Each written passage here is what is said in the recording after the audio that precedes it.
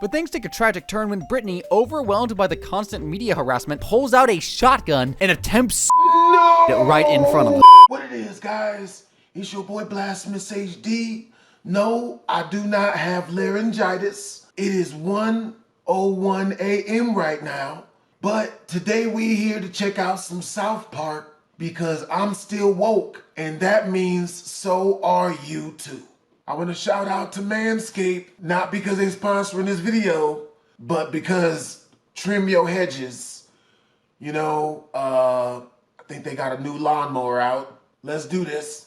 These are the 10 most controversial South Park episodes ever, starting at number 10 with The China Problem, the episode about Butters and Eric defending the US from China. After watching the Beijing 2008 Olympics on television, Cartman has been plagued by nightmares about the Chinese, believing that they will invade America. He tries to warn his friends, but Kyle doesn't believe him and leaves. Then Cartman convinces Butters that China is going to take over America and kill Butters' parents. So Butters is convinced and decides to join Cartman's group, the American Liberation Front. Afterwards, Cartman and Butters dress up as stereotypical Chinese children and go to P.F. Chang's to try to trick the Chinese people into telling them when the invasion is set to occur. Okay, that's a bit too much. Now, the two boys' antics begin to annoy everyone, but when they're asked to leave, they instead take the entire restaurant hostage. Cartman gives Butters a gun and tells him to fire at a man who's trying to escape. Butters promptly shoots the man in the pee-pee. The police arrive and try to enter the restaurant. Butters fires a warning shot and also hits the Chinese policeman in the pee-pee. Cartman gives up on his mission of saving America, and Butters shoots another man in the pee-pee, which really upsets Cartman since he thinks it's a very dirty move. And so, now mad at Butters, he gives up on the mission and tries to just surrender to the police.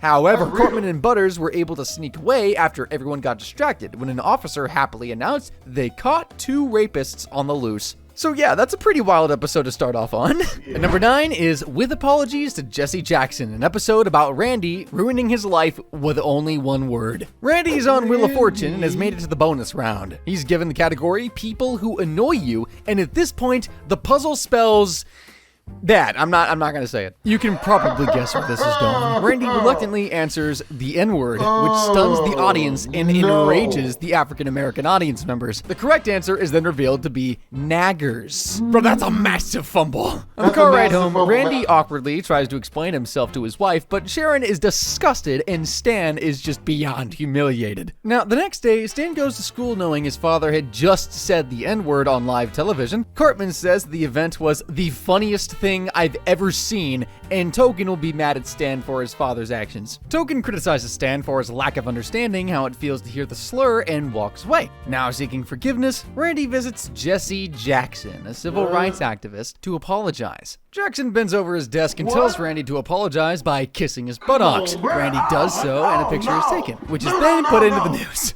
Meanwhile, Stan seeks out Token, expecting everything to be better now since his dad apologized, yet Token is still mad, saying, Jesse Jackson is not the emperor of black people, to which Stan replies, he told my dad he was. Meanwhile, Randy goes to the Laugh Factory, where he's singled out by black comedian Coyote Brown, who calls Randy a N-word guy, lovely nickname. Thereafter, the residents of South Park use the name against Randy, making him feel like an outcast, because I mean, basically he is at this point. Meanwhile, in further attempts to repair his reputation, Randy starts the Randy Marsh African American Scholarship Foundation. While the rednecks hated Randy since they thought he betrayed them for not continuing the hate, the African American guys accepted him and worked together to get that term banned in the US, which actually worked. Yeah, I'm actually surprised that worked, but at least now that won't haunt Randy. And number 8 is Trapped in the Closet, the time when South Park took down an entire religion. Stan takes a free personality test offered by Scientologists on the street. After answering the questionnaire, Stan is informed that he is extremely depressed and therefore a perfect candidate for Scientology. They offer to help him for $240. Stan returns later and pays the Scientologists using the money that he'd been saving for a bicycle. He's then taken into an auditing room where an attendant reads his spirit levels using an E-meter. Stan has such a high reading that the Scientology headquarters is notified. There, the president of Scientology determines that Stan is a reincarnation of L. Ron.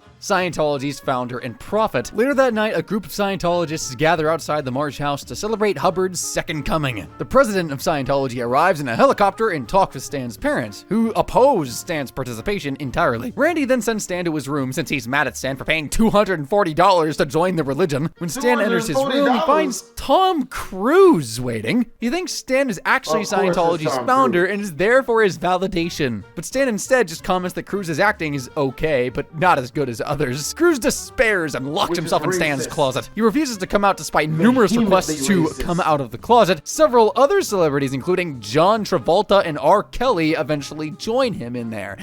That took a turn. Later downstairs, the church president comes to his house and begs Stan to write new teachings as Hubbard. Stan shows his writings to the president, who initially approves of the work. When Stan suggests that Scientology should stop charging people for their services, the president admits to Stan that the church is in reality a global money-making scam. He asks that Stan continue with that in mind. Stan appears to agree, though, and just keeps on writing. The president introduces Stan to his followers. However, instead of presenting a new doctrine to them, Stan explains that he is not the reincarnation of Hubbard and that Scientology is in fact a scam. The outraged Scientologist celebrities leave the closet and vow to sue Stan. And with that, the episode just ends with Stan looking directly at the camera and shouting, "Okay, good, do it. I'm not scared of you, sue me." Stan is such a legend for that. Coming in at number 7 is It Hits the Fan, an episode about the time South Park freaked out about a cuss word. It all starts with Cartman bursting onto the scene, losing his mind because TV is about to break new ground. The word shit is going to be said on air for the first time ever. At the bus stop, Cartman drops the news to Stan, Kyle, and Kenny, and instantly Kyle's Lion King tickets become irrelevant. Everyone's hyped for what they believe will be a game changer for TV, all over one swear word. Kyle, however, isn't buying the excitement. He spends most of the episode questioning why people are losing their minds over such a small thing. The whole town gathers around their screens waiting for the big moment, when cop drama finally says the word. And at that, the town erupts in celebration. But once the word becomes okay to say on TV, things take a weird and disgusting turn. People across town start vomiting up their intestines, and the boys begin to notice that everyone's getting sick. Kyle, of course, does some digging and finds out that the word shit has historical ties to the Black Death. Because why wouldn't it? Meanwhile, Cartman keeps brushing off Kyle's concerns, but as more and more people start getting sick, it's getting hard to ignore that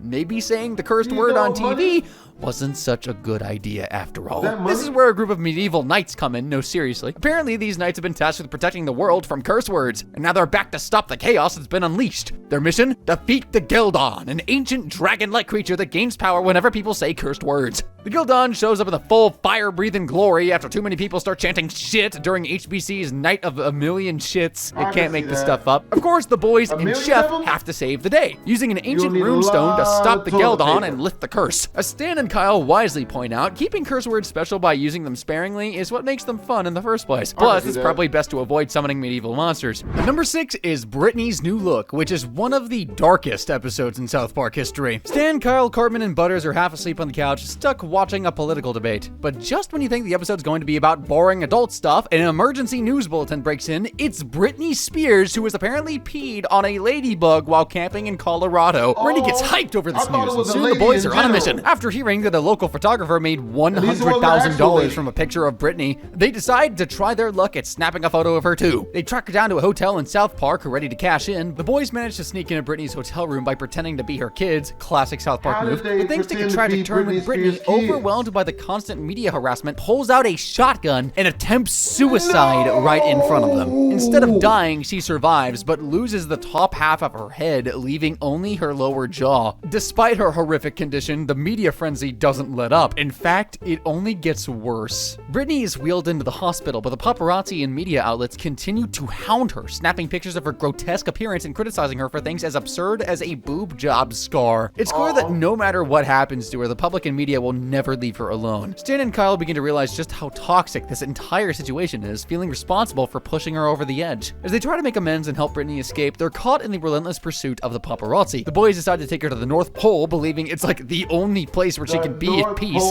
But in a shocking twist, they learn that Britney's destruction is not just a result of media frenzy. It's part of a much bigger, darker ritual where the townsfolk sacrifice her in hopes of a successful corn harvest. Yeah, that's really what happens. The crowd overwhelms her and compulsively photographs her to death, leaving Stan and Kyle shocked in horror. Time passes in the residents' shop at a supermarket following the harvest. A news report is broadcast on TV reporting that Miley Cyrus is rapidly rising in popularity. The townsfolk thus see her as their next target. So Stan and Kyle reluctantly join in their chant, having given up all hope of reasoning with them. I've got no words on that episode. Just wow. At number 5, we have Osama bin Laden Has Farty Pants, an episode about the boys going through one of the hardest times in human history. This episode aired shortly after the 9/11 attacks and tackles the post-9/11 atmosphere, so it begins with the boys decked out in gas masks at the bus stop, concerned about the smoke. When they arrive at school, Miss Chucksondick announces that the class is going to send $1 to the children of Afghanistan to help them survive while the US invades them to destroy the terrorist groups there. Cartman's selfishness takes center stage as he refuses to give up his $1. Wendy, of course, tries to knock some sense into him, but it's Cartman we're talking about, so no, that's not gonna work. Later, the boys receive a mysterious package from Afghanistan, a goat. The kids are told it's a gift from the Afghan children in return for the $4 they sent. With the goat now in their hands, the boys decide to mail it back to Afghanistan, but when that doesn't work, they end up stowing it away on a military plane headed for Afghanistan. Once there, things take a bizarre yet funny turn. The boys meet their Afghan counterparts, mirror images of themselves, and discover that not everyone in Afghanistan is a terrorist. However, the Afghan boys express their disdain for America, leading to a comedic culture clash between the two groups. The parallels between the two sets of boys show that while they do come from different worlds, they're more alike than they realize, except for the fact I knew a dude named Henry. He was like my best friend that I knew from the land center called Cyberpunks that I used to go to all the time back in the day. We was super duper good friends until I found out that he was dating goats. Yep, he was going the whole way. That's the story time.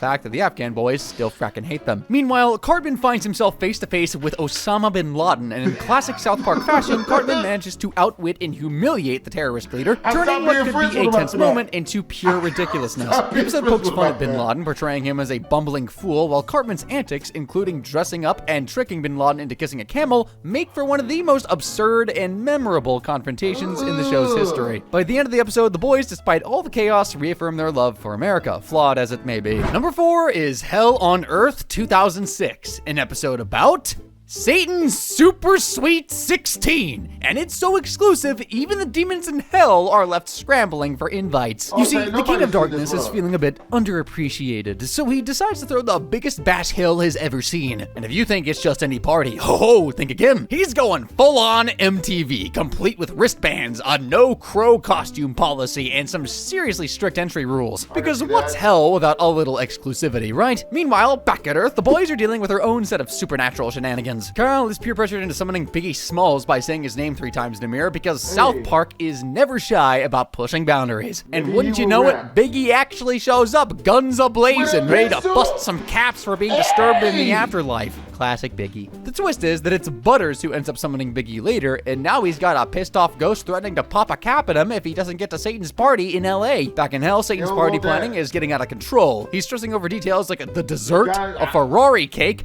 because apparently the simple fondue fountain would be too P. Diddy. This scene brings in all the laughs, with Satan getting absurdly angry over every little thing. The demons, led by Ted Bundy, Jeffrey Dahmer, and John Wayne Gacy, yep, those guys, are tasked with picking up the cake, but things go south very quickly. After killing the bakers, their mission turns into chaos as every time they try to enlist someone's help, Gacy kills them, and Dahmer does Dahmer things. What? Ted Bundy, frustrated, tries to rein them in, but his attempts at discipline only make things worse. At one point, they destroy the original cake while trying to lift it, leaving them with no choice but to bake a new one. In the process of trying to bake a replacement, though, they turn on each other. Big shocker. Really Gacy pokes Bundy's eye out, Bundy retaliates by forcing Gacy's eyes out as well, and Dahmer just stabs Bundy. The fight escalates to the point where Bundy rips out Dahmer's tongue, leaving a trail of blood and mutilated bodies in their wake. With the killers incapacitated, Satan's assistant Demonius scrambles for a last-minute solution, finding a Ferrari-shaped cake substitute that's actually an Acura, but we don't talk about that. But when the Acura cake is revealed at the party, oh boy, Satan loses it. But Satan realizes he's acting just like the entitled kids he despises. Even when his minions try to reassure him that he's not as bad, Satan disagrees. He apologizes to the crowd, acknowledging that the party should be for the people who make his life special, not just about his own ego. With that realization, he invites everyone in, including the Catholic priests who've been trying to crash the party this whole time. And the episode ends with everyone dancing dancing, including the Catholic priests, adding a final bizarre touch to the chaos. At number 3, we've got Crazy Cripples, an episode about the time Jimmy got mad at Christopher Reeves for ruining his life. Everyone's ditching Jimmy's comedy show to see Reeve, and Jimmy's just not having it. He's been crippled from birth, okay? Like, why should Reeve get all the glory just because he became paralyzed later in life? It's a battle of the cripples, and things get hilariously heated. Jimmy's frustration boils over when he confronts the boys, but they're too busy fawning over Reeve. Even Kyle and Stan know better than to get involved in this one. The tension is real, and Jimmy feels like he's been overshadowed by a celebrity who, in his mind, hasn't truly earned the cripple status. Jimmy's got a chip on his shoulder, and what better way to channel that rage than to start a gang? That's right, Jimmy and Timmy decide to form their own gang, the Crips. After designing their t-shirts and thinking that they've come up with something original, a quick reality check from Mr. McGillicuddy at the t-shirt shop lets them know the real Crips are already taken. Undeterred though, Jimmy and Timmy head to Denver's 5 Points area to meet the real deal. And this is where the episode cranks up the absurdity. Jimmy and Timmy, completely oblivious to what a gang actually is, manage to introduce themselves to the 5 Points Crips and convince them that they're true-born Crips. The gang is skeptical, but they tell Jimmy and Timmy that to prove their loyalty, they have to take out some punk-ass bloods. Naturally, they assume that they're just buying ginger ale and marshmallows for the gang, because why wouldn't they? But in true South Park fashion, things go terribly wrong when a truck accidentally crashes into a store, killing a bunch of bloods. Jimmy and Timmy unknowingly become the baddest Crips in town. The gang celebrates their success with a dance-off, completely unaware of how they've earned their new street cred. Jimmy's convinced that they finally made it, and in his mind, this is the start of something big. But soon, Jimmy starts to feel the heat after his house gets shot up by the bloods in retaliation. Things have escalated way too far for Jimmy, and he realizes it's time to put an end to the gang war between the Crips and the Bloods. His solution is a classic lock-in at the rec center where he hopes to unite both gangs over pizza and pool time. And it actually works. Through some solid South Park logic, Jimmy's heartfelt speech, punctuated with a signature line, "Come on," somehow gets both gangs to put their weapons down and just hang out together. The lock-in is a success, and the Bloods and Crips end the night as best buds while Jimmy reflects on his misplaced anger towards Christopher Reeve. The lesson? Sometimes getting along is better than player hating. At number 2, we've got Scott Tenorman Must Die, the most twisted, diabolical, and unforgettable episode in South Park history. The episode starts off innocently enough. Cartman's cruising down the street singing like he's on top of the world. Of course, Kyle's quick to call him out, asking why he's so damn happy. Cartman proudly announces that he's the first one of them to hit manhood because, drumroll please, he bought his first pubes. Yep. He paid Scott Tenorman, a 9th grader, $10 for his pubes. Anyway, Stan and Kyle immediately start roasting him, telling him he's a complete idiot for paying money for something he's supposed to grow himself. Cartman, still holding those precious pubes, storms off, muttering that he's gonna get back at Scott Tenorman for this. You know, when Cartman's pissed, something bad is brewing, and oh boy, does he have a hell of a plan up his sleeves. Cartman shows up at Scott's house demanding a refund, and of course, Scott laughs him off like Cartman's a joke, and let's face it, he kinda is. And Cartman left even angrier. Scott even manages to trick Cartman again, giving him a fake trade for his money back, leaving him fuming. But Cartman doesn't give up that easily, alright? He devises a series of increasingly absurd schemes to get his money back, posing as an IRS agent with Scott's pubes glued to his face, trying to sell Scott on the idea of a fake pube fair. But when all these ridiculous plans fail, Cartman gets desperate, and I'm talking really desperate. He decides that he's going to destroy Scott's life in a way no one could have ever predicted. He finds out Scott is a huge Radiohead fan and plots the ultimate revenge. He tricks Scott into thinking Radiohead will show up in town, all while planning something far darker. The day of the ChiliCon Carnival arrives, and Cartman pulls out all the stops. Scott shows up thinking he's won, and he even brings his own chili, only Cartman is one step ahead. When Cartman tells Scott that he's switched the chili, Scott's confused. Cartman reveals that Scott's chili was actually made by his own parents' remains. Yep, Cartman had gotten Scott's parents killed by a crazy rancher, hacked up their bodies, and fed them to Scott and his chili. He literally made Scott eat his own parents. And just when you think it couldn't possibly get any worse for the poor dude, Radiohead shows up, Scott's idols, only to call him a crybaby and walk away. Cartman's gleeful revenge is complete as he licks Scott's tears, relishing every second of his misery. And at last, at number 1, we have an episode that was so controversial that it got banned. Pinewood Derby. We kick off with Stan and Randy in the basement, working on Stan's Pinewood Derby car. Well, Randy's the one who's actually working as usual. He's dead set on not losing to the Hollises again, and he's pulled out all the stops, including some questionable modifications. As Sharon reminds them it's 2 a.m., Randy brushes her off, determined to make sure Stan wins. Randy's secret weapon, a mysterious glowing ball he slips into the car. It's all very hush-hush, and Stan knows something is very off, but Randy's got his mind set on victory. Cut to the news. Apparently some high-tech equipment got stolen from a particle super collider in Switzerland, and who's the main suspect?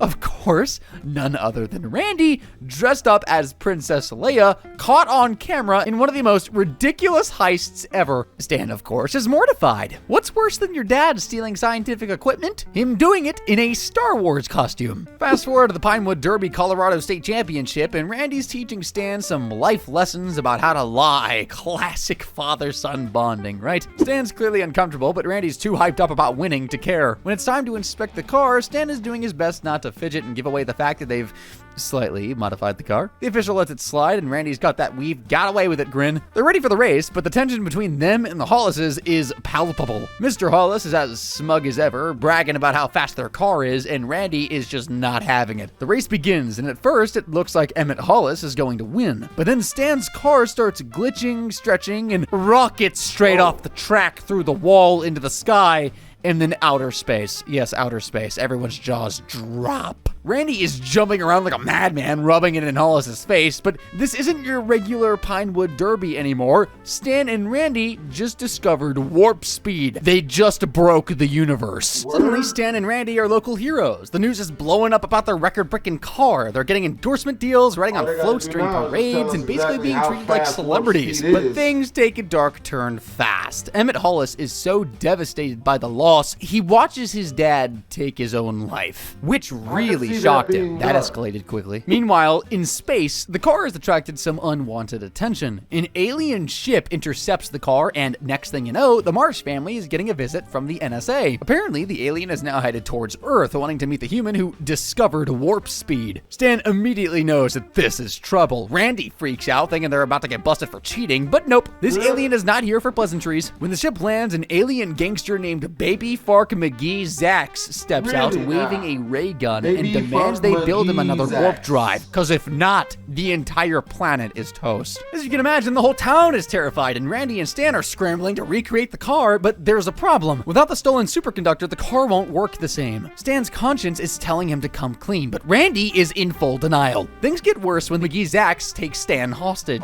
Stan, caught in the middle of this mess, is forced to make a choice: help his dad build the car or take drastic action. When Randy hands Stan a makeshift shank and tells him to kill the alien, Stan hesitates. But when McGee Zax gets close enough, he does end up striking, stabbing the alien in the neck. It's a really brutal moment, but in true Randy fashion, he's proud of Stan for getting the job done. The alien dies, and everyone thinks it's over, but of course, things can't end that easily. Inside McGee Zax's ship, they find a massive pile of space cash. Instead of calling the intergalactic police back, Randy and the others decide to keep it for themselves, because what could possibly go wrong, right? Soon, the rest of the world gets involved, and it becomes a global free-for-all. Countries are secretly spreading the space cash on water parks and new infrastructure, all while swearing they haven't seen a dime. Stan's conscience continues to weigh on him, though. He knows they cheated from the beginning. The cover-up is in full swing, but Stan just can't take it anymore. In front of the whole town, he gives up his Pinewood Derby trophy, admitting that they cheated. It's a heartfelt moment, but Randy's too far gone to understand why it matters. The alien police return, revealing that this was all a test to see if Earth was ready to join the Galactic Federation. Turns out, no. Humanity failed miserably. The space cash was worthless, and Earth is now permanently cut off from the rest of the universe. Randy's left in shock, realizing he was outsmarted again. And that, folks, is how Randy Marsh managed to screw over the entire planet with one little Pinewood Derby car. I'm not gonna lie, I don't know what a Pinewood Derby car is,